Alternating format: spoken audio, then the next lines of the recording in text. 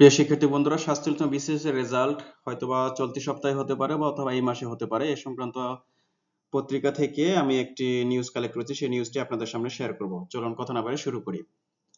শাস্ত্রীয় বিসিএস এর মৌখিক পরীক্ষা শেষ হচ্ছে গত বৃহস্পতিবার। এই বিসিএস এর ফল প্রকাশের প্রস্তুতি নিচ্ছে হচ্ছে সরকারি কর্ম কমিশন, হচ্ছে পিএসসি।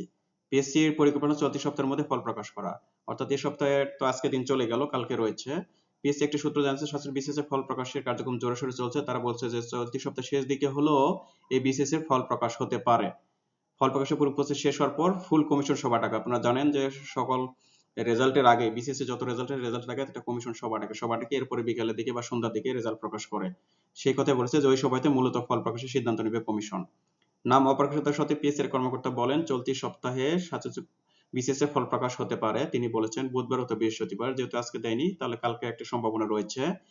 কোনো কারণে যদি চলতি সপ্তাহে না হয় আগামী সপ্তাহে ফল প্রকাশ করতে পারে। অর্থাৎ আশা করা যায় যে এই মাসের মধ্যেই ৪৭তম বিসিএস এর রেজাল্ট হবে, এরকম একটা আমরা আশা করছি। পিএসসি এর মোবাশ্বের মোনেম বলেন যে চলতি মাসে যে কোনো দিন ৪৭তম বিসিএস এর ফলাফল প্রকাশ করা হবে, সেভাবেই কমিশন কাজ করছে।